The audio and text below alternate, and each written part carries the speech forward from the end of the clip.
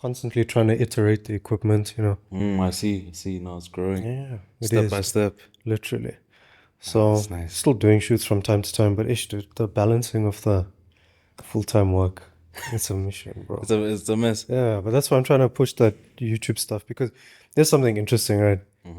You don't really think about this until you lay it out, that 8 hours, right, in theory, goes to work, right?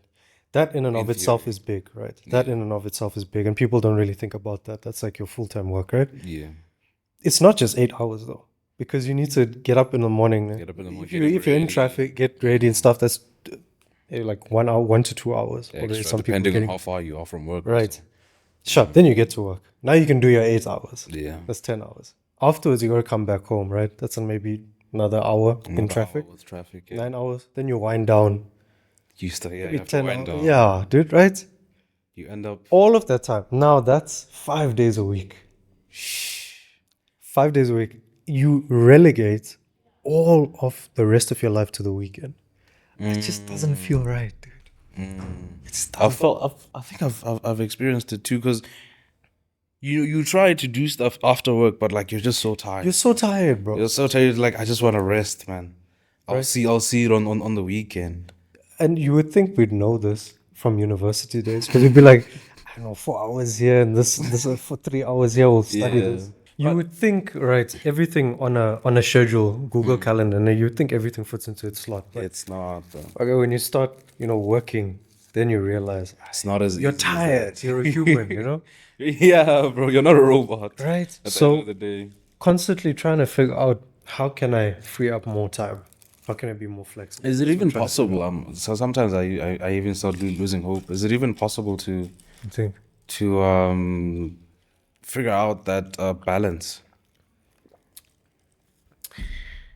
What the area that I'm trying to target is trying to break up that big ass 8 to 12 hour grind. Yeah, That the daily one. the daily one. That's what I'm trying to break. That's where I think that's where I think the like gold is. So that's my strategy. Because what I found is that, so I've been doing client work on the side for years, right? Yeah. Done it during university and stuff. There was one client that was really big.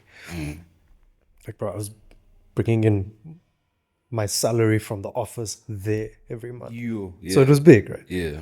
But the thing is, it was so much that I condensed into all the little gaps that I had. It was too much, right? And even the clients saw that. And so they were like, hey, man. So every second that you had to yourself would immediately be for that. To paint a picture, when in the first 6 to 10 months at the office job, there was a coffee shop outside. So I used to leave the house at like 5, get there like 5:45 or something. Yeah. From that time I got to that coffee shop till 8 o'clock, I would do that work there. Office, right? The client work. And then I'd go to the office. After 5 o'clock, I'd stay in the office, pull out my personal laptop, PC. Start working there, get home at like 7.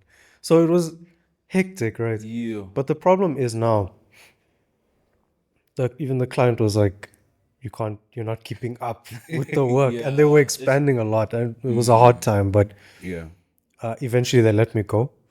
And then what I found after that is that work ethic, that insane like grind, like being able to sit down for like 6 hours, which isn't healthy. I'm not saying that's healthy, but I'm saying like the discipline to do that. It was now like a tool in my hand that I could use for everything. For anything, yeah. So I think it's possible, bro. It's just that there's some things in our way that we become complacent with, or we are unfortunately at the mercy of, like if you have a family and stuff, you have to, work like that. That's the only thing in our way. I think it's possible, bro. I really do. It's a lot, but you have to sacrifice something. That's the thing. You will. You have to make sacrifices. You will have to, but maybe the idea is decreasing that amount of sacrifice, maybe, or decreasing the amount of types, or the types of sacrifices. Like now, because you work like this kind of job, the full-time job, plus your side hustles, you sacrifice social time. Yeah, social time. You sacrifice personal time. But now, hopefully, if I trim back on certain aspects, I can unlock more time, But yeah, It's the only hope that's dragging me forward. If I'm being honest. What is it? How do I even articulate this? It's a work in progress kind of thing. Like you have to keep doing it and see what you can cut off, see what you can sacrifice. Dude, you're so right, because what I found is life is so complex, right? You've got It's not as easy as saying I'll can't just cut make an off adjustment. on 1, 2, 3, and then everything will fall in place. right? Because like you said, you come home, you're tired.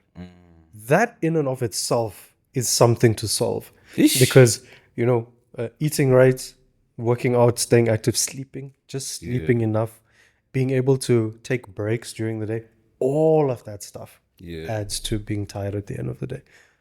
So now, once you solve that, then you can figure out your discipline and your direction in life. Then you can do so. It takes years. I finally understand why it takes years. And it's But you've been pushing it for a while now. You haven't figured it out still. No, you remember in university what kind of health states I was in, dude.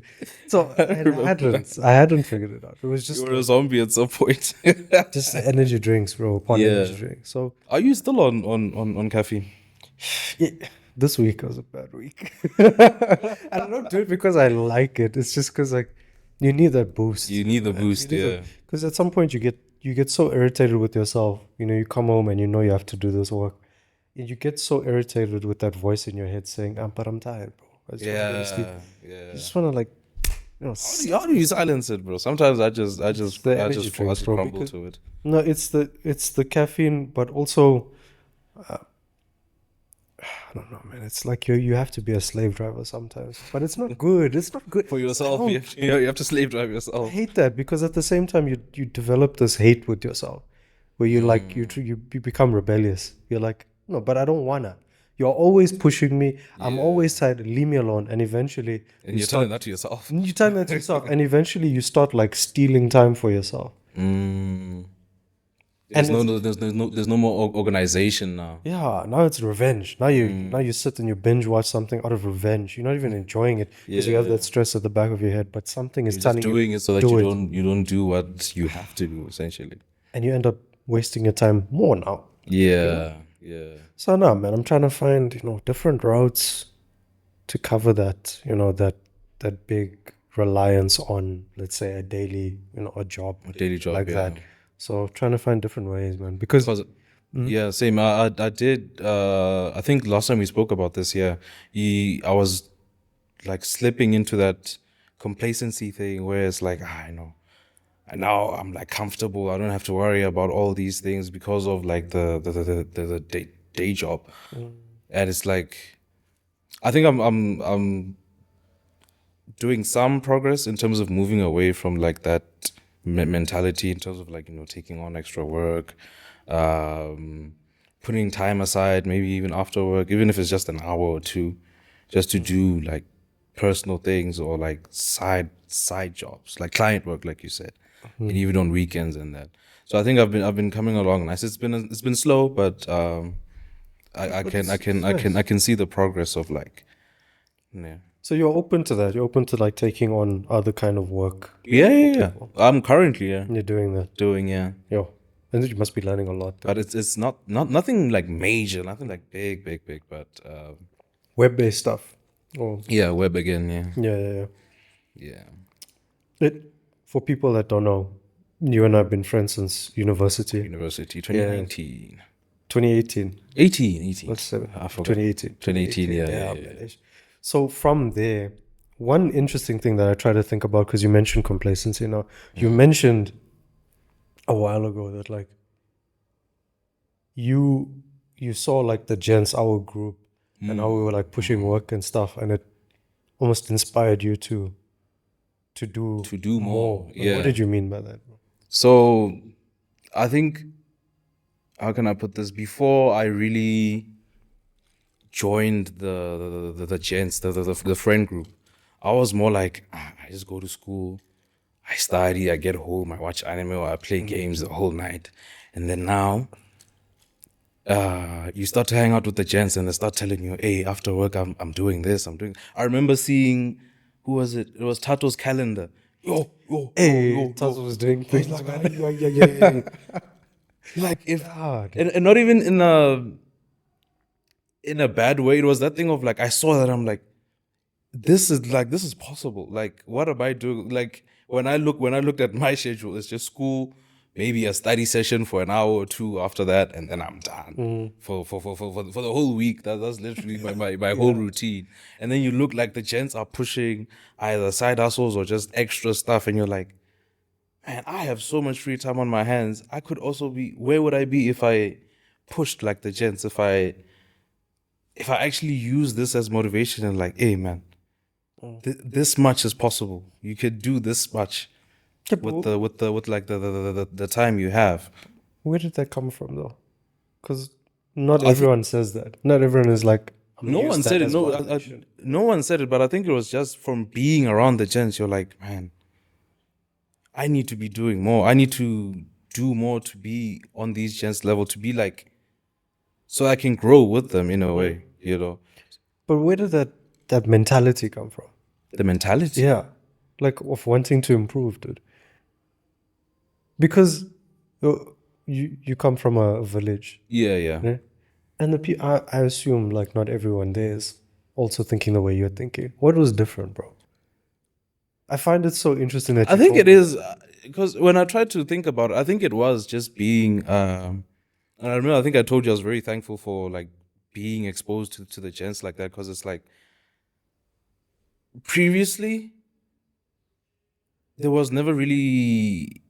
How can I put this in a nice way?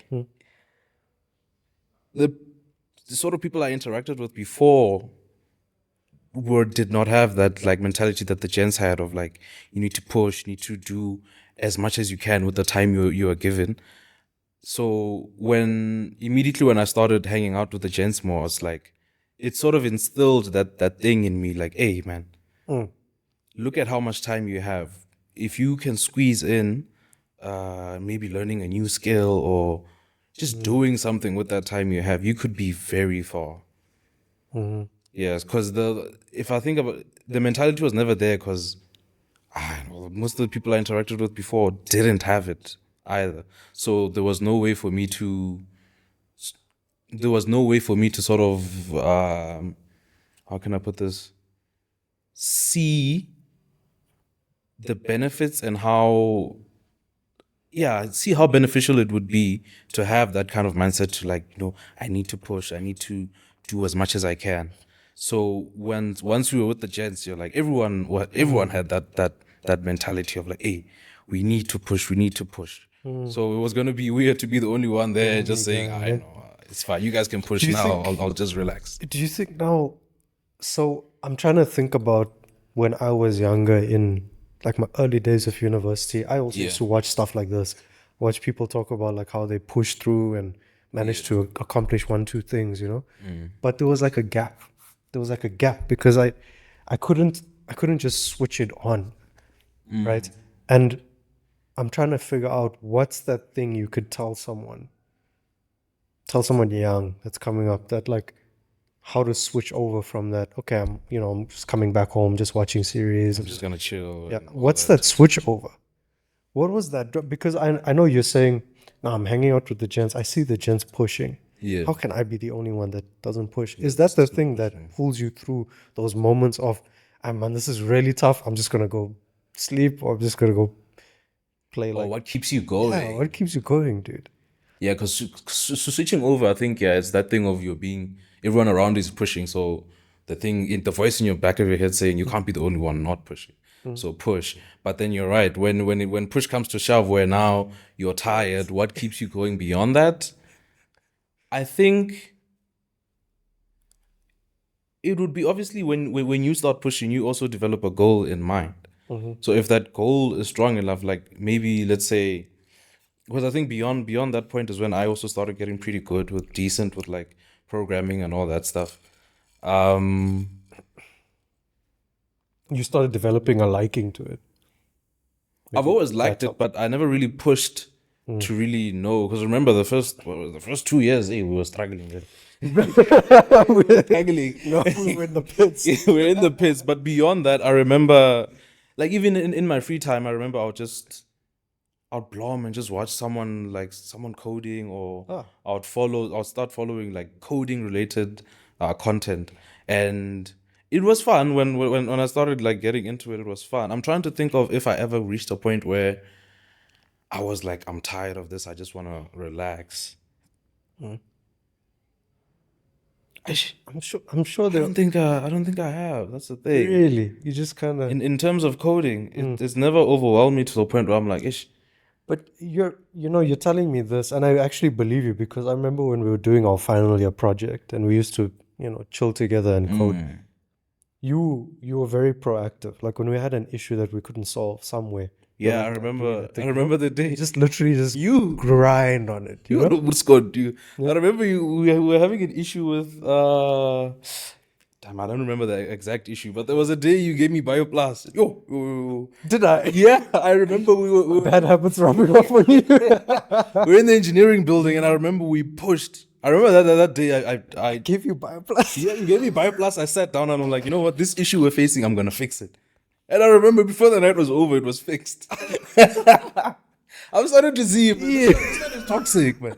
We were in the lecture hall, and you were in engineering. I remember I was sat below you guys. Were we in the lecture hall or were we in the hallway? We were in the lecture hall at that point, and I remember I was sitting at the front. You guys were sitting behind me. I couldn't even. I was even. We tried KFC. I can't recall. No, the KFC. I don't know if it was the same night, but I remember I was almost like disassociated from everything around me. I was locked into the PC and everything. I don't know if it was the Bioplast. I mean, it's good, but that's bad. That's bad. I apologize. Because I remember only after we figured out that issue is when I remembered, the gents are here. Let me go show them. Let me go show them that the issue is fixed. But that's the thing. I wasn't dying though. Or at least in the moment, I didn't feel like I was dying.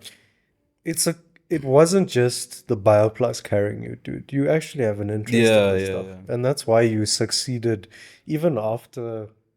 So with our project, after our project, let me see how I always try to frame the stories for viewers. Because it's not just us talking. Yeah. Exactly. So I'm trying to walk it back. So yes, we had our final year project at university where we had to build a web application to keep track of vehicle service history digitally, and also be able to book a service through RMI accredited workshops. Right? Yes. And in our final year, we had to find a client, right? Clients, yeah. Someone that actually needed the job to be done and to provide guidance on functional requirements, like telling us what they want, like a real customer. So we formed our team with the gents, which was like scary in the beginning because they say you don't do INF 372. Yeah. I was like, I mean, we're adults, right? We just make it clear. Listen, gents. How many conflicts do you have? Maybe 3, ne? In total. Bro, thing is, we had been friends for years before that, so I think it made it easy. You're right. Made it easy, but obviously in any group work or anything as big as that, there's gonna be clashes. I never thought that we would have clashes like that. Yeah. Do you remember that time? So tangent. Do you remember that time where our first deliverable? Right. Yeah. And we sat there. I don't know if you were sitting with, but I knew Vice and. No, I was home. You were home. Yeah. So all online. Yeah, I think it was you with Pride on campus, and then me and the rest of the gents were home. Right. I remember, that first deliverable, we got like, I think Pride and I got high 70s. Pride maybe got 80 or something, and the rest of the gents got 50. You got 50. 40. Yeah. And what made it interesting is that we had to peer grade each other. So we had to give each other grades on the first deliverable. And the first deliverable wasn't that well, it was a lot of documentation, functional requirements, but I mean, compared to the later ones we did, it was nothing. Right? It was not that. But I do remember we had to stay. Bongani let us stay at his apartment because we had to work through the night to finish it. Yeah. And now we had this meeting. Everyone's on this call, né? And we're all like. Going through our we're like, what's going on? What happened? And then it starts dawning on us, but we gave each other these marks. Yeah. And so, I was trying to like dance around. Tell the guys that this is the situation. And eventually, Vice was like, "Wait, gents, Who marked me down? I remember. Dude, we're laughing now. it was not tense, bro. not funny. It was tense, bro. Bro, quiet. It was quiet for like, it felt like years. I think the voice of reason there was actually Mackay's, ne? McKay's always tried to. Yeah, he always tried to like calm and then, but the advice was like, okay, but wait, who marked me down? Quiet for like seconds. Ne? And I'm thinking to myself, what kind of leader am I? If I cannot say some advice, I marked you down. Yeah. Quiet. Okay. Why?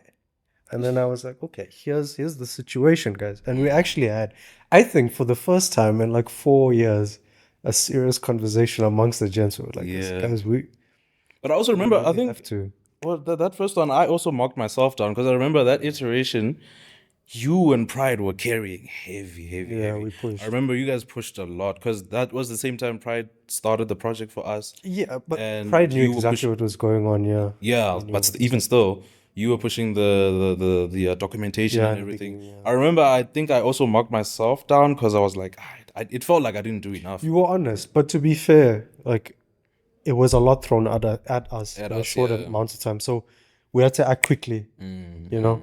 Yeah. But it was so interesting that, you know, we could be adults with each other for the first time. Because before that, we're usually just making jokes, laughing. And I remember I had, you know, even when we were registering for the modules, we were like, yeah, guys, you know, we need to be serious about this. I even remember like, you guys mocked me down as the team leader and you gave the document. We were like, we are volunteering you. I was like, okay, sharp. And then on that day, we actually talked and we were like, okay, this is the situation. This is how we're going to go about it. But we never deeped it. We never really thought about the consequence of dealing with each other and not being friends, but being peers, being team members with each other. Yeah, we never thought of it. What are we going to do in case of a conflict? Man? Within the team, dude. I think I'm glad because I think beyond that we were able to. I think we still had a few other hiccups, but we were able to carry on. Yeah, because eventually people found their place. They found what they became comfortable with what they could do. Yeah. Personally, I was weak in code, right? Until Prag gave me that assignment to do. You did the design. I did the design later on, but he gave me the login and reset. The login and reset password. I think, and then from there I was like, oh, so that's okay, cool, sharp. Let's go. This point. So in any case, we got through that. My main point, hopping off the tangent, was we had to find the client, to do this with, and we did find a client. I won't mention their name, just in case. No. So one of the people, we don't have that kind of legal mind. No. And so. Sure, we found them, and it was a hassle because they kind of were there, but they weren't there. And they knew what they were doing, but they didn't. And we had a lot of issues where I think we had to record one of the meetings just in case. I remember there was a meeting we had there. We went back to campus. He went off on us. Didn't he? Main dude. You. I remember we got back to the campus. I think we even went to the lecture. We were filming, dude. Because it really was. Because essentially, without getting into too much detail, they sort of. We had worked for about 3 months or something on it. 3 months. And then when we presented it to them, they just said, "This is not going to work." Yeah, they weren't happy with it. I think. We had used a different framework from what they wanted, And I think also they were irritated that they didn't see more stuff, like working things, if I'm not mistaken. Was it more stuff, or was it that they didn't see more of us? Because I know there was a time period where we were just locked in. We didn't even go to see them. I think it was within the first 3 months. But it was that, and also I seem to remember a conversation where they wanted to see more, but we were like, listen, we have to do the documentation first. These are our iterations. These are our deliverables. Another thing was there were features that they would have rather seen than the ones we've had, I think. Yeah, but we had to work through certain features. Like there was a process, So in any case, they were a bit difficult, But my point is, when we finished with it, you went to work for them. You carried on for them, yes. You went to work for them. And you pushed, bro. You were getting paid nothing. I'm not gonna lie. You're getting paid nothing. Yeah, I yeah. remember Joel was getting paid a little bit more than you, like 1K more. Yeah? Oh, damn. And I remember he was staying in a small room. He Yeah. had his small fridge, his bed, yeah? Yeah. And he had like he rented out a small storage space in the apartment Yeah. where he'd store his food and stuff. I remember we wanted to do to damn. make like French toast now one day. So we went to buy eggs and what have you, bread. Yeah. And I'm at the garage and I was like, hey, Brad, do you have maple syrup? Yeah. So I pick up the maple syrup. I showed him. He's like, Chief, if you want to buy, you can buy. I don't have money. I don't have money to buy maple syrup. I was like, Gents have been through wait, it, eh? maple syrup. Gents have been through it, eh? Tough, It's tough, right? bro. It was and rough. and then I thought to you and what they were paying you, and I remember you were in charge of the project. The whole we did. thing, yeah. So our project got migrated to them. They took ownership because technically, when we're doing our was final theirs. year project, Yeah. it is theirs. Yeah. When we finish it, it goes to them. It goes to them, yeah. You took it and you had to like remake it, and while they were In the paying them framework that they were using. in their frame, which was Python, no, Python, yes. which was it Python or was it PHP, man. PHP-ish. PHP. Yo, PHP. dude. Ha. And But so remember, I think I also at the same time we introduced the app version of it. yes, dude. the- And the I was mobile blown app. away. You were showing me you scanned my license disc. license disc and You it pulled got up all all the the information from details, my yeah. car, and you were telling me you did this, yourself while you were working for them. I was so blown away until you told me what they were paying you. Yeah, no, it was rough, man. It was rough. I thought I could stick it out, and then eventually, it'll get better. But I It saw never happened. But my point is, you had that drive that pushed you through that, and I'm just so curious as to what that was, bro. Was it Actually, the you're love for the right, because I job? think what instilled a drive in me to be better at something was hanging out with the gents, right? But I think what kept me going beyond that, I think I see now what you're asking. What kept me going beyond that was the sort of the enjoyment and the love that I developed for what I was doing or what I was learning at the time. Because I genuinely enjoyed like the programming and solving all these things. Debugging was just a blast. you were the bug chower. That was Easy. you. So yeah. the moment I think as I was learning about that and I started enjoying that, the person who saw my growth properly was, in terms of coding, was actually Macias. Because I remember we used to study together around 2020. I remember around lockdown. We used to study together. Yeah. Yeah, we used to do some of those like projects together as well. Were you staying in the same res? No. It was just since we were like all in Hatfield, we were like, all right, let's just link up and then Right. Yeah. So I think what kept me going was just the fact that I enjoyed it and I wanted to learn more. So, but being with the gents is what being with the gents instilled that thing of, oh, I want to get better at this. I want to be good at something also. And then once I started on that journey is like the love that you develop for what I was doing then, that's what kept me going. That's such an interesting answer now, because to tell somebody how to do that switch over that we're talking about from just wasting time, Yeah. watching a series, whatever, which isn't a bad thing, but doing it in excess, In access, yeah. how do you switch over? The people you hang with, bro. The people you hang with make really such a big is. difference.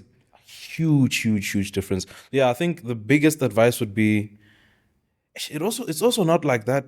I don't know if we can call it advice, because at the end of the day, it is the people who you are around that are gonna push you to be like, hey man, look at the possibilities. You could be doing more. Even if those people don't say to you exactly like, hey, you need to do more, you yourself have to say, okay, the gents are pushing. What can I do more to also push, to also be better? So it's not I don't think it's something as easy as saying to someone, hey, I don't know, change the people you hang out with. That's also tough. No, it is. What if the people you're hanging out with are also not that goal driven? You're like stuck.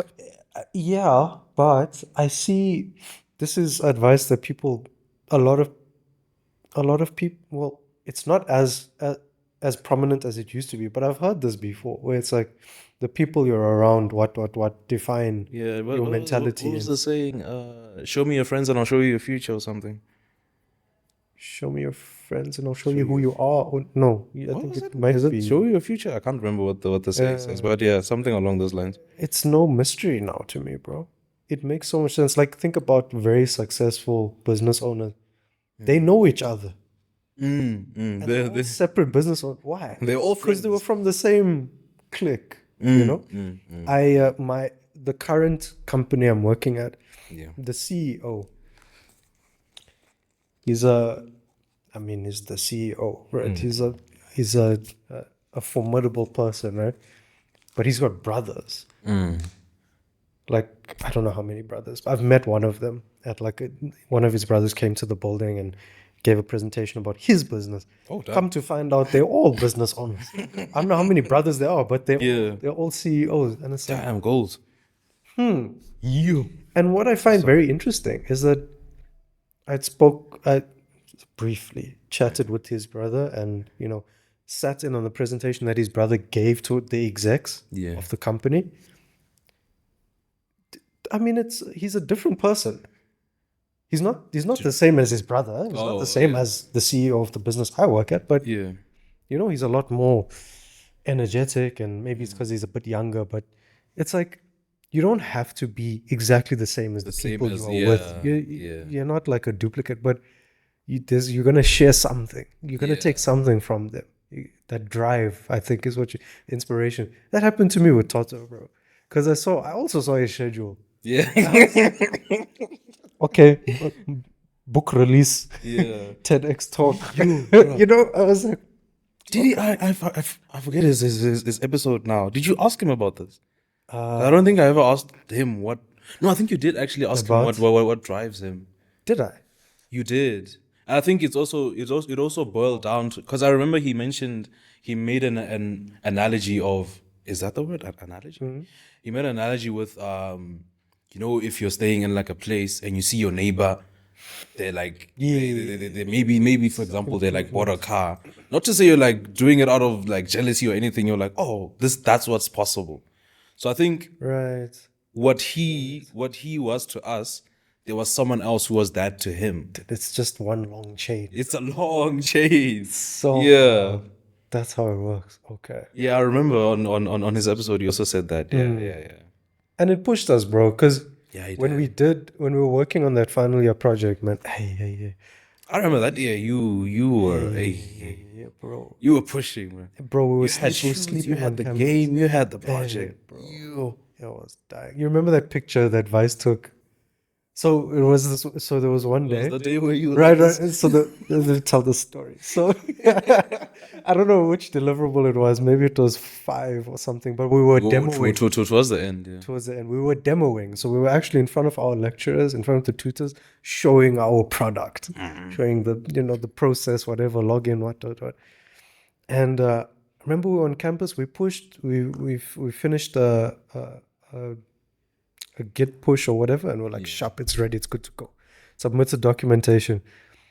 And then we're like, sharp, gents, I'll see you in 6 hours tomorrow. We usually, at the time we used to book our demos in the morning because we wanted to get it done, right? Yeah, wanted to get it over and done with. So problem is, it was just now. I don't even think we had 6 hours, probably like 4. But I didn't. You went home that day, didn't you? I didn't like staying on campus, like sleeping on campus. I didn't feel good afterwards. And you have to present. Now you must get your game on and stuff. Yeah. I was like, no, I won't go home. So I arrived home. Sharp. I set my alarms. I went to sleep. Right? Now our demo, I think that demo is in the afternoon though, Brick. But in any case, I stand to be corrected. Because I remember, 2 o'clock. We were supposed to demo at 2 o'clock. I was like, okay, sharp. I have to get up midday, get to campus, right? Enough time. I wake up at 2. It's not you. No alarm. It was the Lord that woke me up, apparently, right? And then I'm seeing missed calls from Pride. Missed call. Text. Where's the boy? What's happening? Dude, we're outside. We're gonna go in. We're waiting for the previous team to finish up. There was no time to think. I jumped out of bed. I grabbed my jeans, putting things on. My dad comes into my room. He's like, Mom says that you have a presentation. I'm like, I got it. Go. I'm putting I don't have time to argue or anything. So I go by in the bathroom, brush my teeth. Dude, so from where I stay in Midrand to Hatfield, right? It's 27 minutes drive, right? With You were like rushing. no traffic. It's Yeah. 27 minutes drive, right? And then, mind you, you have to go there. You have to find parking Inside. right? to get Because the- Hatfield during you that still time have to run to there was the- no to the parking. thing. Then I had to, and at the time I think I was parking at Res Publica by Case. If not there, I was parking just outside the campus.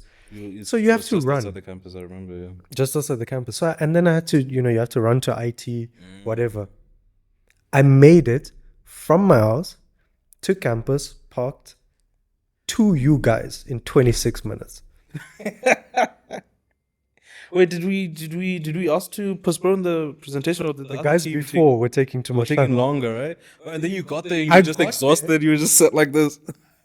You were I think Vice was like, bruh, you're a Formula One driver, dude. I was like, am I late? They're like, no, we're waiting. Yeah, bro, I Yeah. collapsed onto the floor.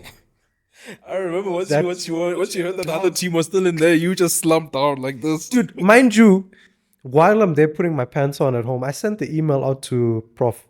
And I said, I apologize, Prof. I'll take the deduction percent. Actually added in the Yeah, to show in the edit of the episode, you were slumped like. that picture is famous now. It's like I use that on my status whenever it hits me, like so people know it's that. Yeah.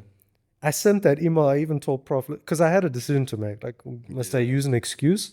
Must I, or must I be honest? And I was like, you know what, bro? So I told Prof, hey, you know what? I'm sorry. I woke up late. It is what it is. That time, thankfully, the other team was taking long. Thankfully, it would have dude. been a mess. We really used to push, dude. And there were moments where, we were working together, we were coding together, and I got tired. I really got tired, and I just didn't feel it. But I look around. I look around at the gents, and you're all like here. yeah. Yeah. Case is bouncing. He's got his shoes.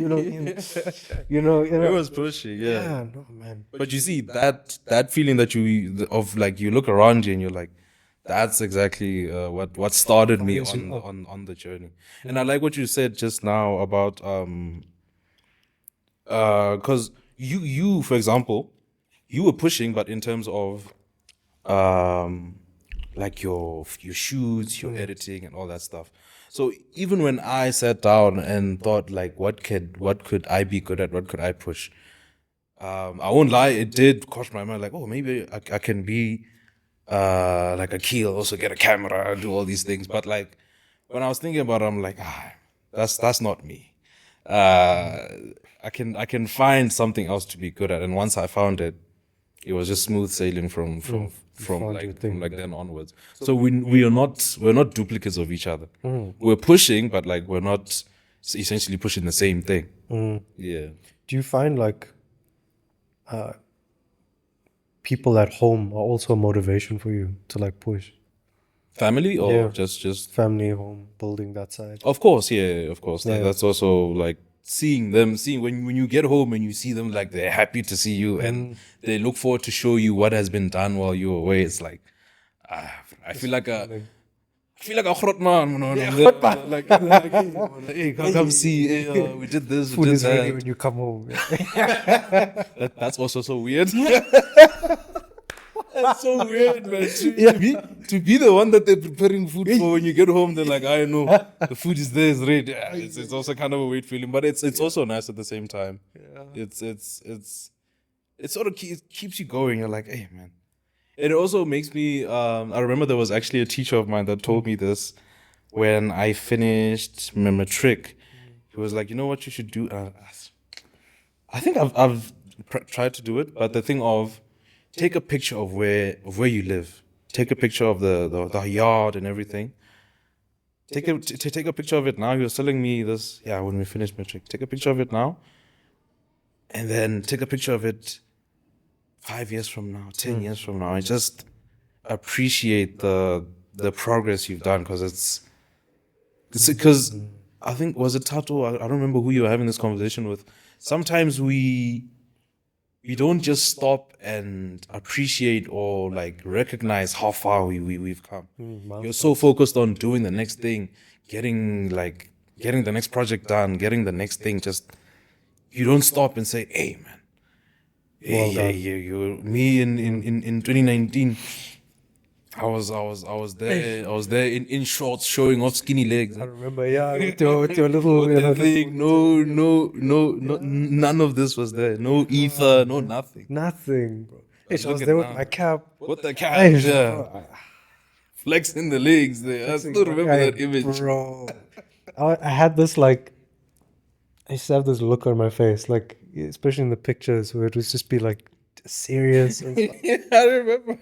So serious, bro. I still kind of am, but like, yeah, you're right, dude. Like you're free. I remember the most, I don't want to say free sounds bad, but the most loose, not in that way, I've seen you was the coding sessions we had when we were in school. I've never seen you laugh that hard, bro, in a long time. Bro, there's still videos. I'm like rolling on the floor. You on the floor, bro. Bro. You know what it is? Like it's kind of like a relationship where when you're with a person that long, you can't hold up a facade. Yeah. This thing starts to slip. And then the real you is like, And so when we were working, I don't know if there's a way I can put a number as to how many nights we spent in that room programming. Together, It was an 8-month period. No, 10 months. I can't recall. 8 to 10 months, and 75 to 80% of that time was spent in that one room. In that one room. Programming continuously with other gents in your face. The whole time. 24/7. Eventually, I remember Pride would stand up and he'd be like, "Nah, I need to wash my eyes." I've been looking at gents for too long. Take a walk on campus. And then after that, y'all started finding me at the student center because I'm like, "Hi guys, please." I want to look at y'all. Please. I've been looking at you the whole day night. Please. No. When I close my eyes, I see gents. So, yeah, dude. And so when you hang around for that long, hey, you start to see each other differently. I also saw the gents differently. I felt like we all got closer because it wasn't just seeing each other on the good days, when we want to, do the turn-ups, whatever, go to the mall, all that stuff. Now it was like, I'm tired, bro. I'm seeing you more than I'm seeing my family, dude. And I'm irritated, bro. There were times where we got so irritated with each other. I remember. It was it between you and Vice? I can't recall if it was you, Vice, or you and Pride. I know there was Pride a time and Vice. and I know there was a time I remember I had messed up. And me and Pride. Yes, I remember that. At each other's and like in the beginning, you like this camaraderie and you dance around the issue, you like laugh about it. But then there was a point where it was like, because I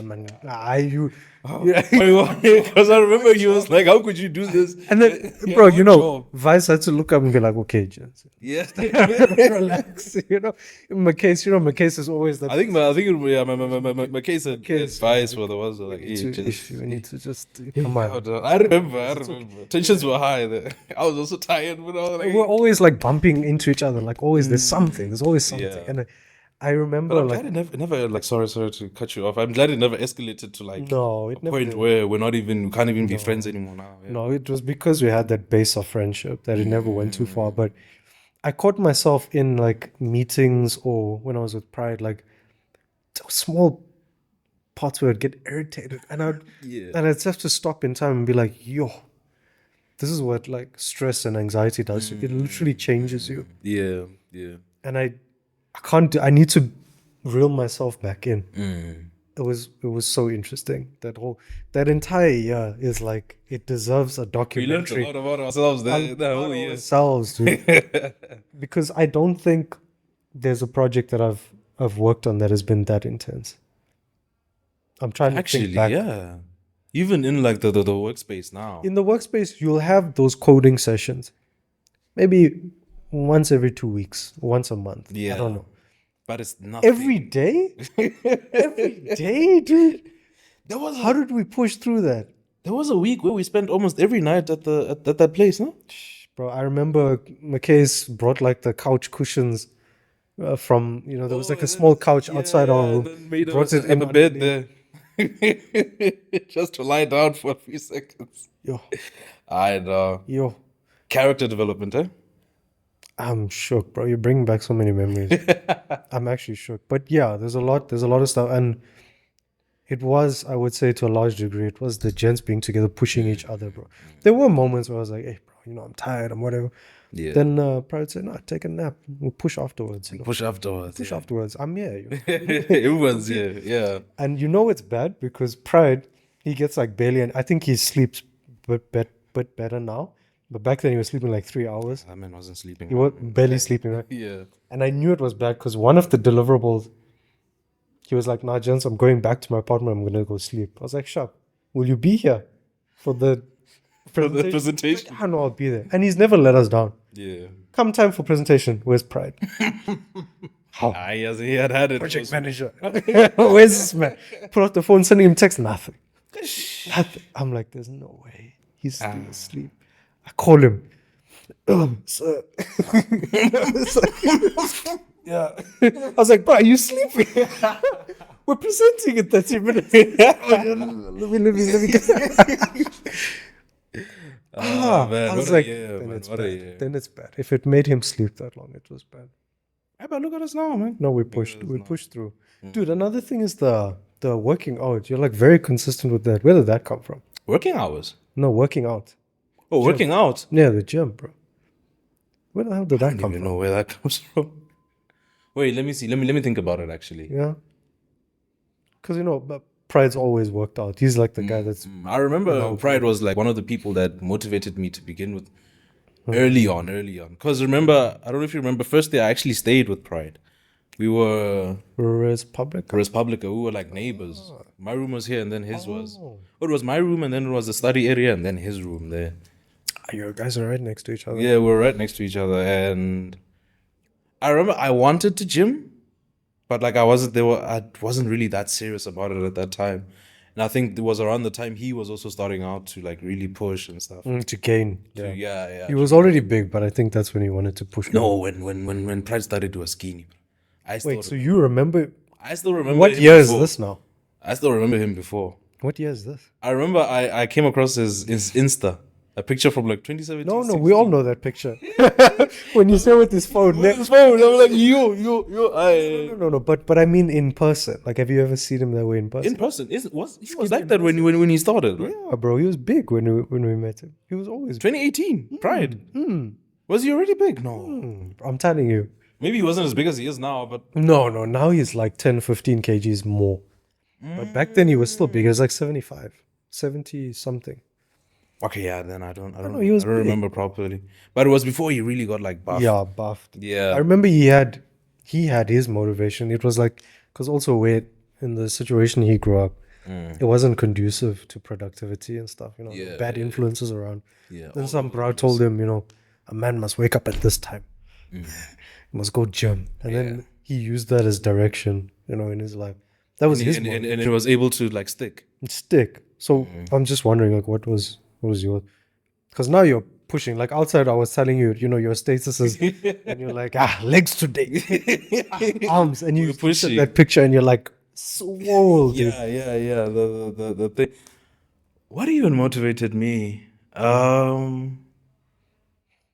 So, okay, high school times, right?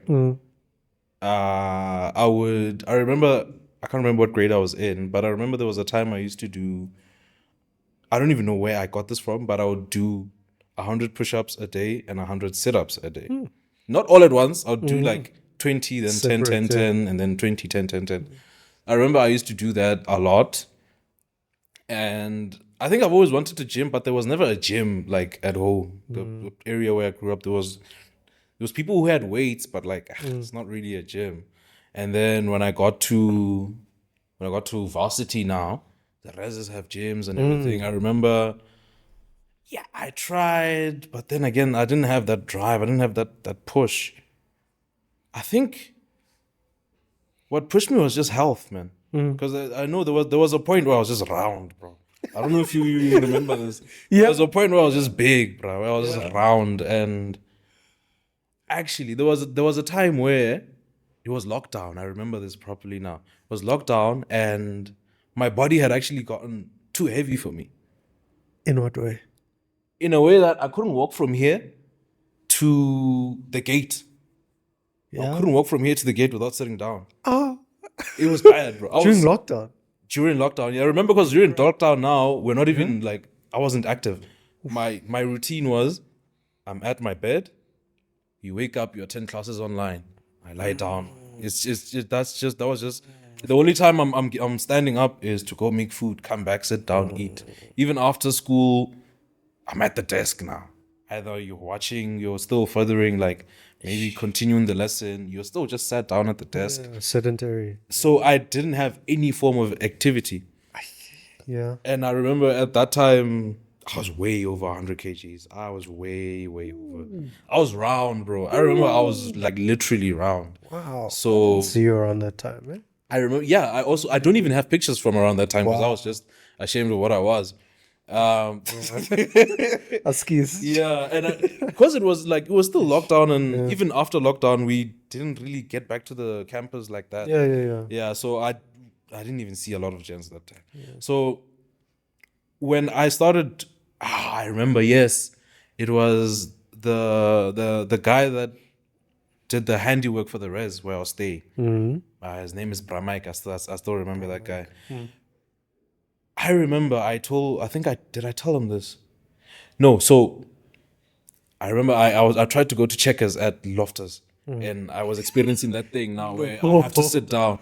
And I was like, you know what? I need to make a change. This is not it. This is not it. I need to start getting back to the gym and start pushing. Fine. When I got to the gym, what Pramek used to do was every morning before he clocks in, he hits the gym, he hits the weights, he hits everything. So there was one day, because I usually went after hours. So there was one morning where I went and he found me there. And he just started we just started to chat. You know how you like meet a gym bra and you start, maybe they start correcting your form and then we start chatting from there. And he was like, you know what, man? I think I told him about like the thing I'm experiencing, my lower back issues. And he's like, because I was looking for exercises to strengthen my lower back so that I don't have to experience that. And he was like, you know what, bro, it's not about strength, it's your weight. You need to cut down on your weight. So he was like, you know, every morning when I come here, I should find you here in the gym. We'll lift weights. Then afterwards, I want to see you running.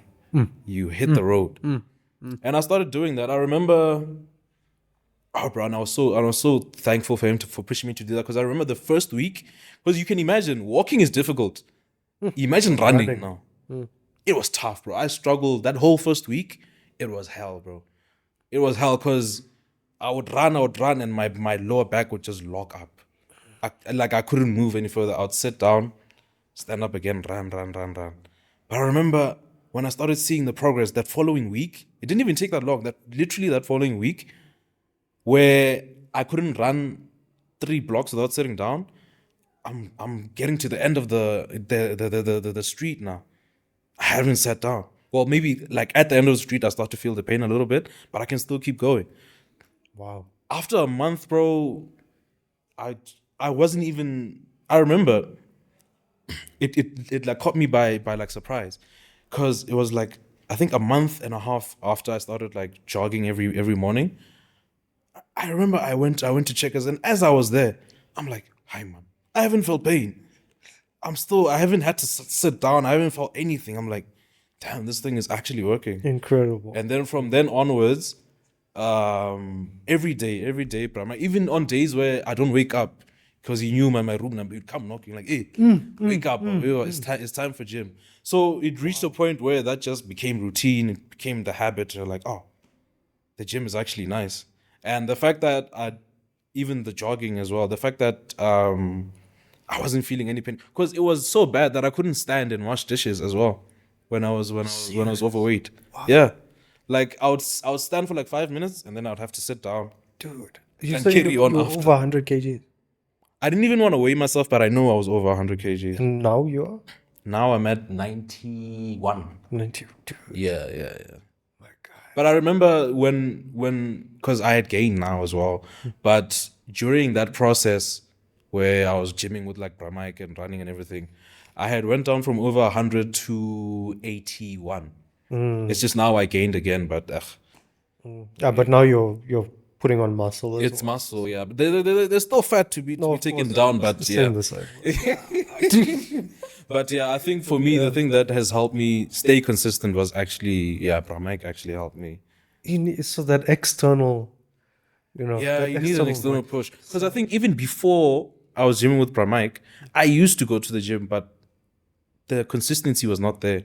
Like, I would be consistent for a week. I'd go there for a week. I'd push. Because I remember before I got fat, I was buff a little bit. But then it was that thing again. I'd be consistent for like a week or two. And the rest of the time, just lazing around, doing nothing. But once I started having a gym partner like that, because he also was saying like, he was also starting to get tired because he was the only person that was working out in that gym in the mornings. Sure. So he was like, having me around there also helped him as well. You're like, okay. Oh, man. Well, he's been gymming for years and years. So he doesn't need that push to go to the gym. It's sort of second nature to him. Like, he doesn't feel okay if he doesn't go to the gym. Of course. So he was just, I think I told when I was thanking him before we left on our final year, I remember I was thanking him. And he also said like he's grateful to have seen the progress I've made. Wow. Here I am now. I'm able to he even joke like, here you are now. You're able to go to checkouts without sitting down. Bro, I see sometimes on your status you post like 10K runs. Yeah.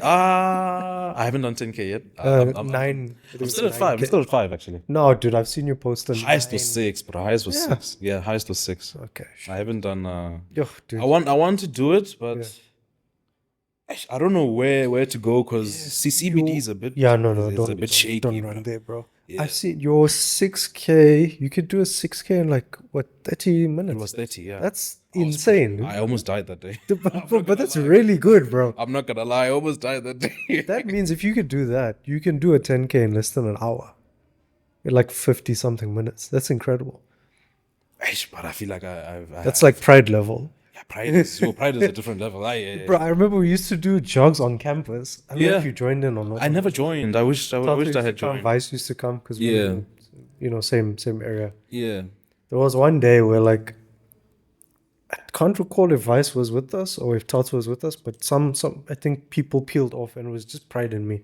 Ended up running past out of the high performance center and we just kept running through Hatfield. This man just didn't want to stop. 5Ks, we finished in the high performance center. Yeah. He left. Then he went on that. 7Ks. I'm like, pride. He's still going, dude. 8Ks, 9Ks, and we finish it there, bro. We did the 9Ks in like 58 minutes, bro. I was like, what? I was finished, bro. I was dead. Yeah, bro. I know. Pride doesn't know. But I think I'm gonna try. It's just. Maybe if I can move to a more decent area, because even to get that 5K in town, I had to, because it took time. I started walking around just to see which areas are sort of safe, what's a no-go. Exactly. And try to increase the distance to at least be, because I'm not at 5K exactly. I'm like at 4.999 or was it 4.89 is the distance that I can do every day consistently. But like to try and increase the distance more, I'd have to start going into dodgy areas. That's the problem. Yeah, so you need a nice place to run. Yeah. So the places where I'd run, I had to vet it before. You have to. You have to be safe. So to do the longer distances, maybe a different area. Yeah. Because it's. But running is nice. I actually prefer running because before I used to just do treadmill. It's boring. That's the problem. It's boring. That's the most boring thing ever, bro. That's his engines. Yeah. They the famous Corollas are 4A engines. So 4th generation A block, right? And then you get different variations. So 4AF, the head of the block is for fuel economy. 4AF, and then I've got just the 4AF. But then afterwards, 4AFE, fuel injected. So mine is carbureted, old school, right? But then they came out with the performance one. So it's 4A, fourth generation A block. Instead of fuel economy head, it was G for performance. So that top with the valves and stuff at the top of the engine block, that thing allowed it to rev to like 8,000 RPM. It was a beast. 4AGE fuel injected. Then they had a supercharged version from the factory. 4AFGZE. ZE. Wait, the other one, did they put a turbo on that one? So they never turbocharged it, but they put superchargers on it. Oh, okay. Yeah. Okay. Yeah. So that's what, and that used to come straight from Toyota, which was mad. So and you know the famous Kentucky Rounder, the one that everyone wants, the one at the top of the list, they call it it's the twin cam GLI. That's the one that's most sought after, the Kentucky Rounder. That thing has Call it a Kentucky Rounder. Yeah, dude. That's the 4AGE. That's I think my dad had a Corolla back in the day. I think his one had that engine. It's proper. Thing's a beast. In any case, we're back now. Yeah. We had to pause to swap out some batteries. And then we just continue a conversation about cars. But yeah, so you were saying about the running thing. Dude, on the treadmill, it gets too boring. That's why at some point you just have to take a run. That's why it's nice that I've got a complex to run in. Yeah. What's the longest you can do here? You can do as long as you want, bro. This place is massive. You'll see when we take a drive now. Yeah, I was. That's why I was also like, because I was doing treadmill for the whole of last year. I think whole of last year I was doing treadmill. Bro, it was boring, man. It gets tiring. Literally, and also, pride. Put this thought in my head. It's not the same because you tend to not increase the height of it. Whereas if you get on the road, the incline is actually very high. You just don't realize because you can't see it, but you feel it. I actually realized there's a section of the route that I take every day. There's a section of it that's actually inclined. I never realized it until I did it in reverse. Bro, I'm like, felt it, and it felt easier. When I was doing it in reverse because it's going down. I'm like, oh damn, I'm not fighting as much as I used to on the other day. So I realized, you don't actually feel the incline. But like, now I will say, if you go to like a high class gym or whatever, like your Virgin, which is well equipped. Yeah. Pride says that there are treadmills that you can like put where it simulates.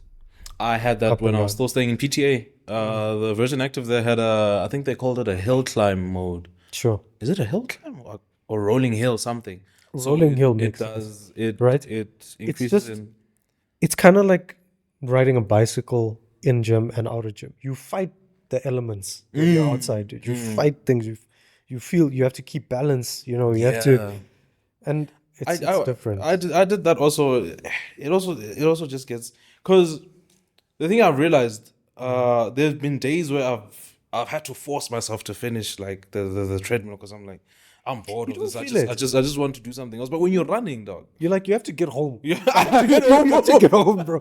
So you can get home now, or you can get home later, bro. It's up to you. You have to get home. You can never be like, you get so and some people, they get so complacent. So in this gym, right? Yeah. I've been going to this gym for a couple of years. It's all good. Been going a couple of years, and there's this bro that I've seen, right? He's not fit. He's like a larger gent, you can see. Yeah. He's been doing this treadmill thing since I started in 2021 or whatever, right? Yeah. And he puts his phone up and he watches, videos or whatever. Okay, fine. Problem is, like, he'll do the treadmill for like 30, 40 minutes, but he'll hold on to it. And so I think to myself, like, you've gotten used to this for so long. You're defeating the purpose. You have to let go and actually let your body work. You have to push. Yeah, you have to. And I actually, on that, I feel like, I'll show you pictures now. I think I sent to Joel. I don't know if I sent to you, of like the difference I've had since I've started actually doing like jogging every day compared to what I was seeing when I was doing treadmill. There was a difference, but it was very small. And now I took some pictures 3 months after. I'll show you after this. I feel, at least to me, I don't know if I was lying to myself. That's why I asked like Joel maybe to see, asked him, but like he even said like, you can, there's clear differences that you can see. So I feel like hitting the road, I don't know if it's a mental thing or what, but in some way I feel like it's more effective than just hitting the treadmill every day. Seeing the part that you have to take and knowing that you really don't have a choice, you have to push. It's different. On a treadmill, you can push a button and stop. It's insane. Oh, yeah. No, I don't feel like this Prime today. example is our hikes, bro. Do you remember that one hike? That one hike, dude. We had no chance. Dude, so we've done hikes before. We're not, unfamiliar with hikes. And sure, we go under kitted, but it's because we're like, we've done this before. We just need a couple liters of water. We're good. We're sharp. Maybe a packet of chips just to chow. And do you remember what that hiking trail was? The trail was. I can find it here. Hold on. Let me so I can make a public announcement. Watch out! And I've got the note starred here. It's you still have the note starred. the Volt Adventure Trail, 19 kilometers. Was it 19? It was 19 kilometers. It was more, bro. And you can see, look at how happy we are here. This was at the beginning. This is at the beginning. We were so happy, we're at the top of our first hill. And so we get to this hiking trail, right? And beautiful hiking trail. Right? Problem is, it wasn't marked clearly. Clearly, yes. Right. And we were with the gents. So it was Bongani. Bongani would argue against whether it was marked clearly or not. Yeah, some people will say that our leadership was bad. I'm not saying. So it was Bongani, it was you, me, Pride, Tato. Was that it? I don't know if Vice was Lozi. Was Lozi? No, Vice was not there. Yeah, no, it was just us. Yeah, 5 of us. Yeah. So in the beginning, it was, everything was okay, sharp. Then things start getting a bit dodgy because we can't see signs now. We're looking at our watches, okay, elevation climbing. We've been doing like 5Ks. This is supposed to be a 10K. Now, mind you, there's an uphill, like you're climbing a mountain. We climbed 2 mountains. 2 mountains, right? Yeah. And so we're getting worried now and we can't see the things. And now you and I start falling back. Yeah, we were behind. Yeah, right? Tato and Pride are going forward. And now we catch up eventually. Bongani is in front of everyone. I don't think we ever caught up with them. No, we didn't. We caught up at the bottom of the first mountain. The first mountain. And then Bongani had a party to attend. He was a man on a mission. He was a man on a mission. He had his priorities in order. Yeah. He was like, screw the gents. I'm gonna go, chase whatever. Yeah. And so now till this day we're debating whether or not he took a shortcut or I whatever. think he took a shortcut. But he went his own way. Yeah. I remember the pain that I felt that day, bro. The mental and physical pain, because we went thinking it's an easy 10K. Yeah. We didn't have enough water. We didn't have I remember we were out of resources at the bottom of the first mountain. And there was still another mountain to climb. What was the elevation? Each mountain was 10K each. Possibly it was a loop. Because if that thing says 19 and we wanted 10K, I think we were supposed to go up the first mountain and then down it. And then down straight. But we eventually did find the down. There was a sign that said, caution, the descent is happening now. That's how high we were. I think we were like, was it 700? I don't remember the elevation, but I remember when we were at the bottom, we were looking at the top. No, we had to bend our heads like this. We were up there. Our feet, the pain on our feet, like especially during that downhill. I remember we had to stop a few moments. But I remember there was times where me and you, because we were behind, you had stopped and you were just sitting down. I was finished. I was finished. I was finished, bro. You were pulling me along. I was done, dude. And so the point is like, there's something about giving yourself less options. Less outs. Less outs. Yeah. Same with the bra mic knocking on your door. Yeah. Hey, what's happening? He didn't Wake give up. you out. Yeah. Wake up. It's an external force. Yeah. Putting yourself on a trail instead of a treadmill. Saying, bro, you have to finish. You can't just be like, my goal is 15 minutes. I'll make it 10 minutes today. Yeah. 10Ks is 10Ks. Your goal is to get home. Your goal is to get home. Go home. Yeah. Yeah. So I think, the outside, bro, it's nice, bro. And I think, I don't know if anyone who maybe is watching is like reluctant and wants to stick to the treadmill. I'm telling you, bro, once you start hitting the road, it's different. Your life will change. It feels different. Yeah. It feels way, way, way definitely. So yeah, your statuses, it definitely gets me up, gets me into gym. You know, I see those gym mirror photos where you're looking swole like this. You're holding the phone like this, and Like this, so your that the muscles shirt can is show. screaming. Your shirt is barely holding on. You're like, I was like, damn brick. Okay, fine. Let's go. Yeah, but yeah, I've been pushing now. I'm glad. I'm still struggling. I want to get on 100 kgs for bench press. I'm still. Hey, that one's heavy. That one's a bit tough. Yeah. But I remember. I'm sort of glad that the goals I've reached, because I remember at the beginning of the year I said I was going to reach 100 kg squat and 100 kg deadlift. I saw, dude. Yeah, Incredible, bro. Bro, I felt amazing Dude. after that. I felt amazing. I'm not gonna lie. That was actually mental. I felt amazing. But eating, what did you change? Yeah, my eating is only recently that I started taking my eating serious. The last year and a little few months of this one earlier on, I wasn't looking at my eating, bro. I was just chowing whatever. Right. But like now, I cut. It hurts me to say this, but I've cut pap out of my diet. Yo. We lost the boy. So what do they serve you when you go home? Well, okay, when I go home, I eat pap. Okay. Because yeah, obviously, I'm not gonna get there and say, "Hey, don't do that." So They've got a massive bowl for you.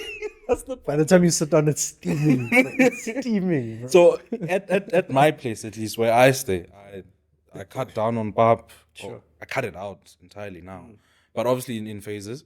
And I'm eating more rice, more like chicken, eggs, mince, introducing more vegetables on the plate. Yeah, just for some variety as well. Yeah. And what else? Yeah, man, just cutting down on sweets. I've cut down on. I don't eat sweets anymore. For snacks, I try and eat just fruits. I've cut down on bread. What do you do about the cravings, bro? For like junk food and stuff. It's tough, man. I know. There's times where I've given in earlier on, because I've only been on this, I'd say maybe 4 months now that I've been trying. That's a long time though. That's a good amount of time to see difference. But I remember that first month, I'm sure. I walked by a KFC and I was like, that smell. And they do that on purpose, bro. They open the windows. They're like, yeah, customers. I remember, but like now, I think it gets better with time, man. Yeah. You just gotta get used to it. Yeah. But it's tough. It's not easy. I'm not gonna lie. Yeah. But I saw now, for example, I think I think I got a chocolate for my girlfriend, for example. It's in the fridge. She didn't finish it. I saw it. I looked at it, and the first thought that came to my mind was not eat that. It was Impressive. just no, I'm not gonna eat that. Here's an apple. Impressive. Yeah. Very So I think it gets easier as you go. But like it's not. But it'll never go away. Yeah, it never goes. But do you have cheat days? Cheat days is when maybe I'm out with the gents. Because but when we're out and then we at the end of the outing or whatever, we buy food.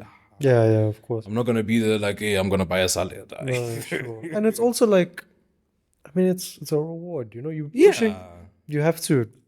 So when I'm by myself, I mean, I guess sometimes this is just, I can attribute this to laziness. Sometimes I just eat Kellogg's at night and sleep. Kellogg's, okay. Because maybe when I woke up in the morning, went to work, I forgot to take out the meat or something. Right. So when I get home, I'm like, I'm not gonna bother with all this. No, but generally your eating is good then. It's good, but it can be better. Because I think right now I'm eating things that are relatively healthier, but I'm eating too much of it. It's my portioning now. Right. So my rice is still, the plate is still full of rice and it's minced there. My meat, I still have like two portions there of meat. So I need to the stuff I'm eating is better. I just need to reduce my portions a bit. For sure. Then I think I'll be sorted. I'm working on reducing portions now. Sure. Yeah. What's the goal weight? Goal weight is... Oh, you're not really looking at the weight. It's more like how you feel and how you look. I think it's more about how I feel and look. I don't have a target weight in mind. I'm not gonna lie. especially since I'm lifting weights and trying to lose at the same time. It's going to be tough. At least if I was saying I'm strictly losing, I would aim for maybe 70 something there. I can't imagine you being 70 something, bro. I wouldn't recognize you, chief. But I think when we met, was I already big? I think I wasn't you big. weren't 70. You weren't like, okay, I would say you were like 80. I think I was around 80. Yeah, I was around 80. You were around, bro. You were around. I was You were around. I'm not gonna lie. You were around and I was very skinny. Yeah, bro, I wasn't healthy, bro. You know, I was going through my hard drive the other night. Yeah. And Megan was on the call with me. And then I was saying, I store. But it's all, like, there's nothing to hide, bro. So there's nothing except for the gen stuff.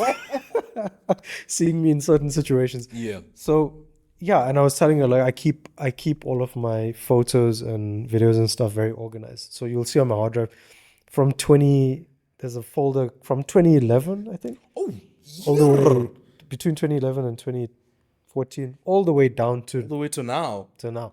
So I keep everything organized, right? And she was like, "Oh, let me see." I was like, "I'll show you certain ones." So I went through and I started reminiscing, and I was going through the early university days. Yeah. I was looking at the photos of me, and it's so cringy because I'm like, I got my shirt, my shorts. Everything is just hanging on you. Yeah, it's hanging on me. You're not really wearing the clothes; they're hanging on you. And I was just, I just had that look. I was very skinny, and then I showed her. At Res we had the concert at UP.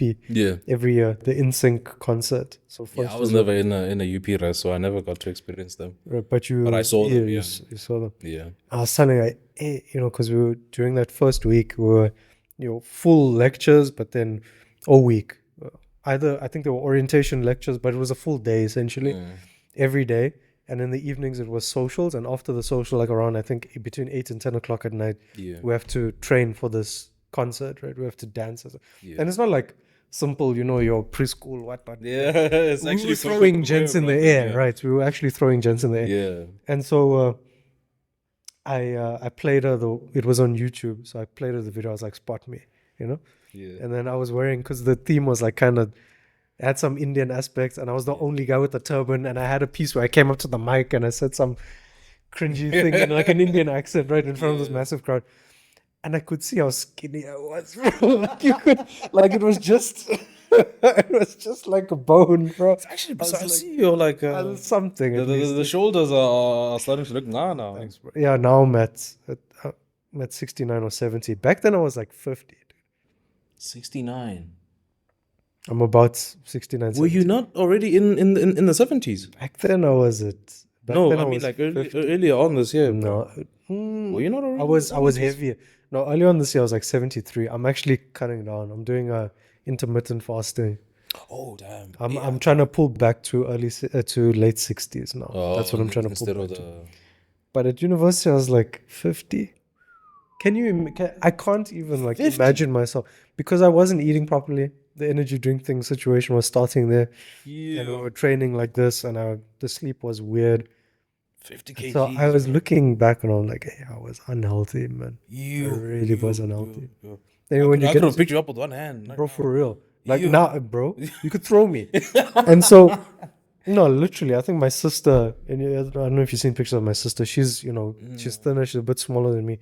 I think she's at like 47 or something. So that's always so scary when I hear weights that low. It's not. Like, that's not. It wasn't healthy at all. What happens when the wind is blowing strong? Bro, I fall. What do you think? You have to hold on to things. I trip, bro.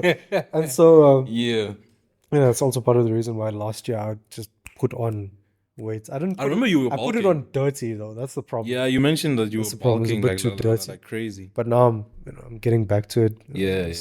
So we'll get back to that. But we love to see it, man. We love to see it. The boys are very harsh about it. Like, I remember when I was putting on, and I was putting on a bit too much on my stomach. Yeah. I remember I met with the boys, and then Vice tapped me on my belly. He's like, "Hey, what's this? What's this?" I was like, "I've put out, man. Get away from me." Yeah, but the belly stuff is tough to lose, bro. No, it's tough to lose because it's the most efficient place to put it. To keep you maneuverable. Ish. Yeah, I think with females it's the thighs, because it would be it's the more efficient place to put it because it still makes you, maneuverable and whatever. But for a guy to do that, you have to put it at the midsection. So it kind of makes sense. Yeah. But if I'm not mistaken about the female thing, I'm pretty sure goes to thighs first. Goes to the thighs. But yeah, dude. So we've changed quite a bit. Bro, I had a question with your coding, man. So you're telling me that you like coding there. Why haven't you dabbled in game design? Game design. Yeah. Yo. I've been waiting patiently. I remember when we spoke about this. I don't know, man. Because I know you're a gamer, bro. You love games. And I remember when you were showing me, you were demoing me how it works. There was a spark in my my mind. Did I show you? I put it on my Android phone. You no. can play with touch controls, dude. For real? This thing, hold on, wait. Oh, you didn't show me that one. Oh, you're using Unity? No, Unreal. Oh, that's Unreal. Yeah, that's not Unity. Watch out for that. Yeah, bro. Look at that. Damn. Not bad, right? Yeah. So the touch controls aren't perfect because it's a PC game. But you swipe. You swipe. Okay, I see. Yeah, you can jump. Yeah. You dash. Wait, the character looks different. Did you? Yeah, so I'm working on it. I'm still working on it. Some of the UI is a bit small. That's some feedback I got. Oh, I actually was not seeing this. I didn't see the controller. I thought you had to just swipe on the screen. Oh, right. So it's a joystick. Oh, damn. Oh, that's smart. Yeah. I was trying to do. Yeah, you could do How do I do this? There you go. Yeah. The pain of watching someone play pressing the game. this thing. No, for sure. I hear you. There we go. There we go. Got it. So yeah, you got some like. Can you break this? No. Yeah, so that's your normal. That one you can. Oh, you made these. I remember you showed me how you made these interactable. Yeah, man. How did you get the controls on here? The Android one. Many YouTube tutorials. But I remember you making a video on this. On how to export. To do this, yeah. Nah, I haven't because it. You think I should? I think you should, yeah. Yeah. Okay. Sure. Because it was never a selling point. It was always like it was supposed to be a PC game. But I attended Avi Josie yesterday. So Avi Josie is a big conference. I'll show you some videos. It's bigger than you think. Yeah. For game developers and designers. And in SA? Yeah, man. And they had people from overseas and also industry people from here giving talks and stuff. From big studios and stuff on how to. This is mad. It's not bad, right? Yeah. It looks dope too. And like about the industry and stuff like that. It was, like I said, bigger than I thought. Yeah. And one of the things was it was near Ravonia, somewhere around there. And one of the guys was like, in Africa, we have our potential in Africa as developers is web and mobile. Everyone has a phone now.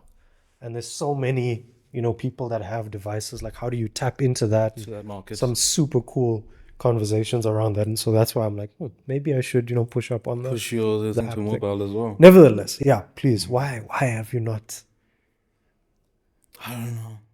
You're not interested? I don't even have a reason. I just never... I never sat down with it and actually properly pursued it. That's the thing. Yeah. Yeah. I think obviously outside of work, what I focused on outside of work was the web deving stuff. Yeah. So I never stopped and like, okay, let me focus on the game dev stuff now. You know what I think? I think once you try it, the same thing that happened with coding will happen. Then you'll be like, I know it all, bro. I know it all. Yeah, then you won't move, bro, because that's how I am. That's how I am. When I sit with one of these problems, Yeah. I can't sleep. My mind is always going like, how do I make this menu do this? How do I make the character? Yeah. Like, I don't know if you saw some of the YouTube videos I put up with the dev stuff, but like, there was some funny issues, and I always push up on it. Because of the way to find the solution, yeah. And because of the way I edit the videos, it seems like, okay, he came across the solution maybe same day or whatever, but yeah. sometimes it takes so long. I'm pushing this hours upon hours of video footage of me just messing around, yeah, watching YouTube videos, trying X, trying Y, and I think you're right. The moment I start, I know. Aye, bro, and you will demolish, bro. You'll be, and the day that you do, you let me know, because what I'm gonna start doing now is doing game jams. There's short periods where you have to literally make a game, release it in a competition. Oh, damn. Like within hours, bro. Like I'm talking like Within 24 hours. Yep. You like code everything, send it out, art, everything, and it's usually around a theme.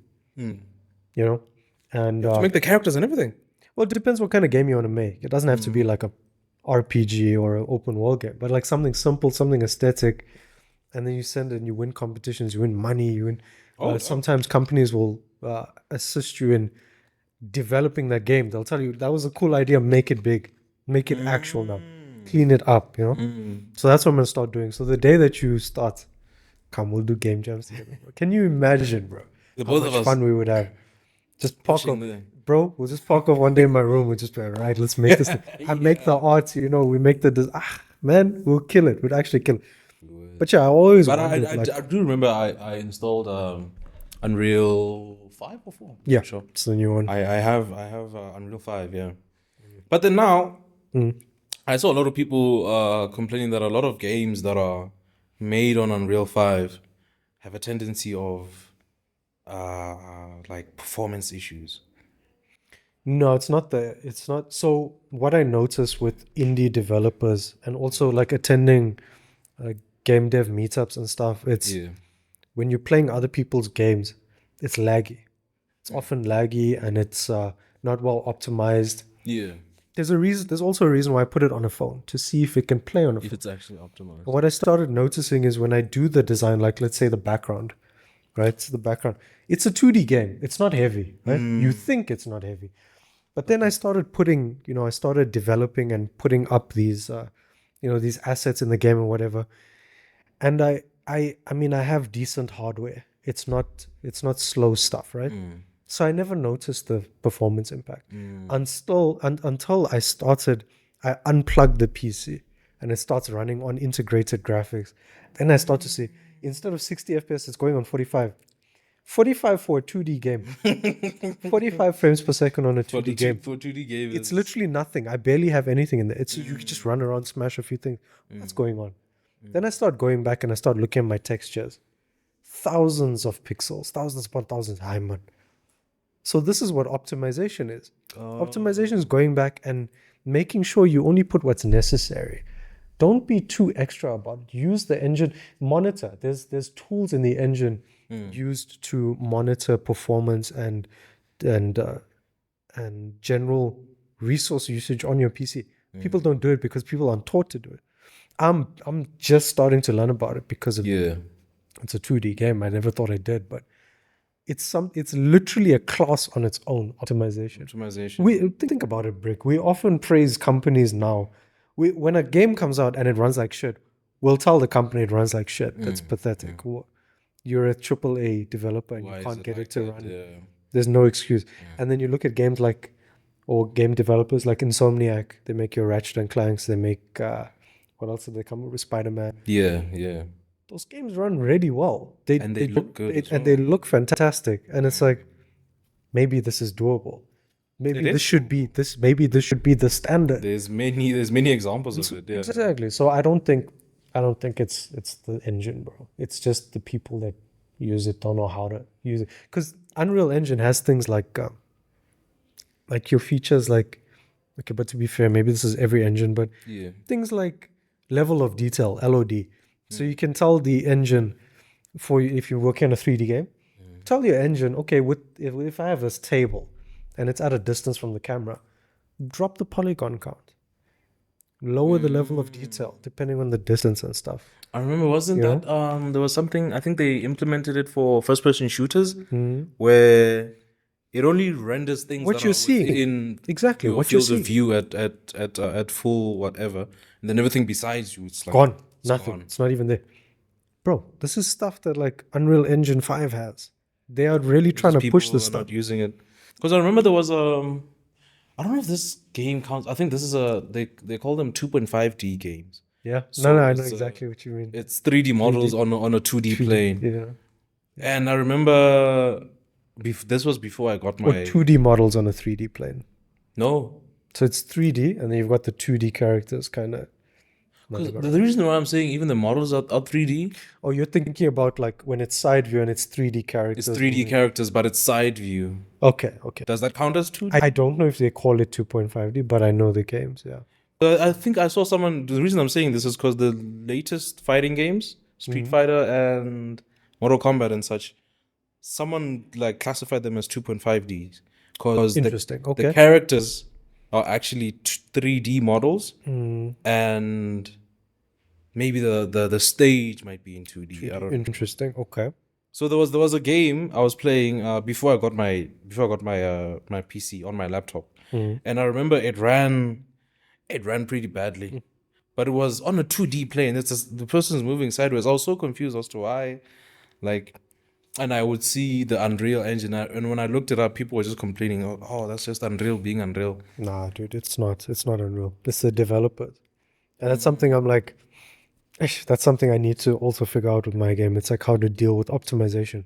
But that's why I have like, it's not just this Samsung I have. I've got a couple other older ones that I also want to test it. Because if it can run on like a brick, I'm happy. You know, if it can run on.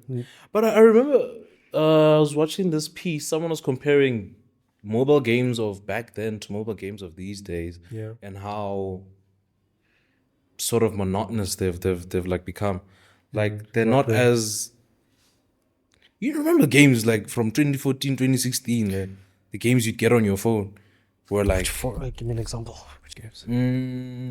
What example can I make? Like he was comparing it with Asphalt. The old Asphalt that used to get back in the day. You mean the 2D one? It's a 2D, but like you're looking at the car from behind. Yeah, but was it the? It wasn't 2D. It was already 3D now because it was on the touchscreen where Asphalt, drive it like this. 8. Somewhere around 8. And he was comparing it with. That was good. It was actually fun. What it is now, and he compared like how back then, like the color the vibrance of the color, like when you press the nitrous, you see all these colorful things and everything. But like when you look at it now, it feels like it has been toned down. I think it's possibly, you know, your minimum viable product situation happening, bro. The companies are just yes, bro. The companies are just making whatever will sell, bro. I think maybe the sentiment is changing now when people have lost enough money and they're like, okay, maybe we should actually try and make something. You know. But even at Avi Josie yesterday, when I was listening to some of the producers, they were saying like, you have an opportunity now to make something authentic because the companies that side in Hollywood and the US, they're too scared. They're playing it safe. They're too on everything. They're too scared to do anything different. That's why I think I was looking at a piece on what's that game? The French guys. Expedition 33. Did you see that one? Did you follow that one? I've not played it, but I know people absolutely adore it. I mean, I looked at it. It doesn't. The gameplay is not really for me, but I was just watching like the story of it and everything, like how those developers come from. I think Bungie. I can't remember what. I think it's Bungie. Oh. Yeah, a majority of them come from Bungie, and they were like the Destiny. They were just tired of working on Destiny and DLCs for Destiny. We're gonna make our own studio and make our own unique idea. They were tired of the product. They wanted to make something. They wanted to make something. I mean, it was. And they did it for their customer base. It was. I've seen the people that love their game will like dress up as those characters.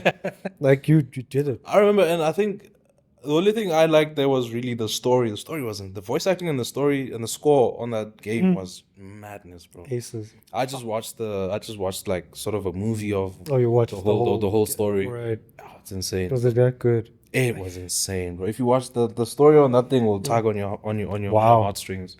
It's very good. And when you see like stories like that, I saw people were like comparing with like these are like devs that were working. They were secure in the companies. Like, yeah, you get a good salary there, but like you're not really creating anything. Yeah, you're not. There's no soul anymore, bro. Yeah. You know, and I understand that like product. A lot of those people, they have families. You know, they have.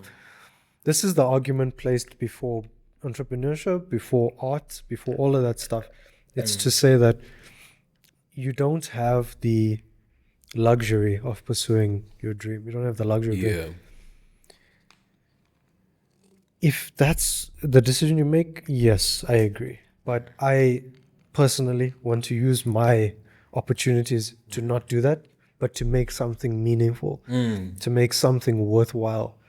You know, I daydream about making that jump. Taking that risk. It's just a matter of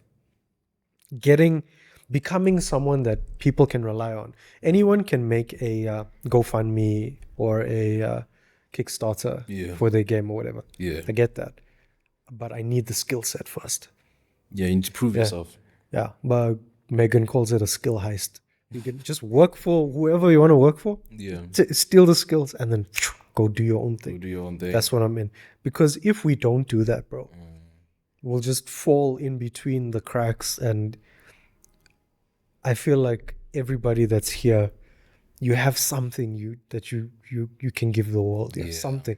You can touch someone, just one person, change their life, you know, just with a few words or maybe with something you make. How can you not try to do that?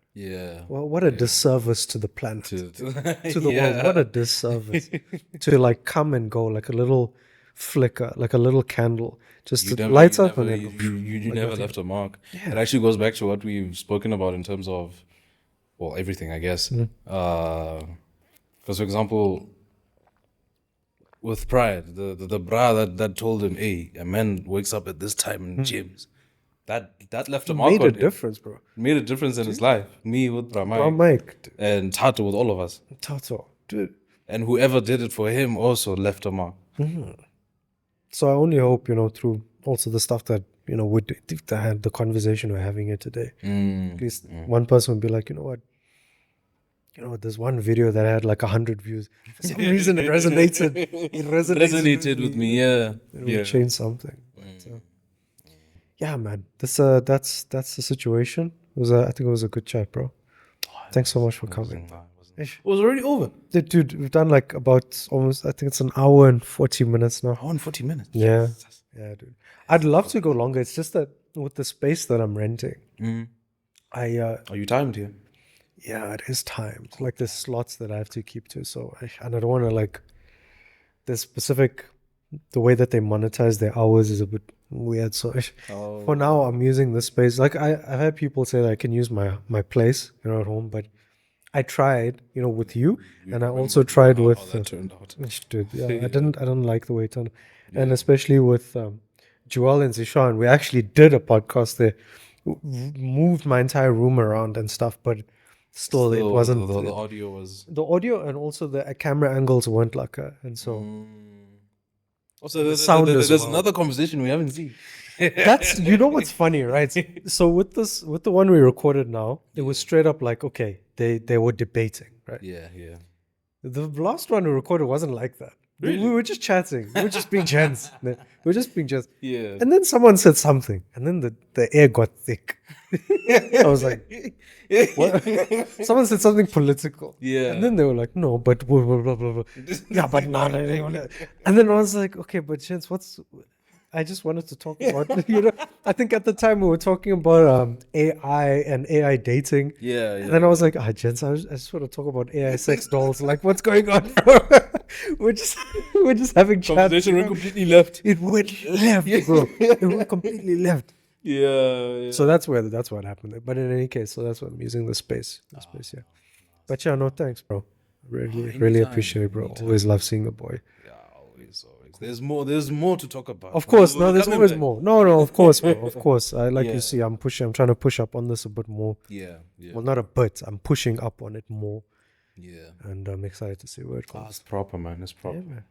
It's looking before we know it, we'll have a full studio with like. Dude, you know, Joel, he's been telling me for years, bro, let's get a warehouse together. Let's rent out a warehouse and we can just do whatever the hell we want. Whatever you want. Because I saw Most Critical actually did that with his friends. I think He back did. in 2019 or 2021, I'm not sure. And you know, having that space, Yeah. you can do whatever you want creatively in there. So, Yeah, literally, they were just doing whatever they wanted there. The craziest of things. And You see, they literally said that's why they got the warehouse. Just got the warehouse for content. just to do whatever. Yeah. And I mean, you know, renting is also a thing, but Yeah, you can rent it out, but like you know you have your space. you know you have your space. Exactly. But man, thank you, man. Thank you, my G. Of course, bro.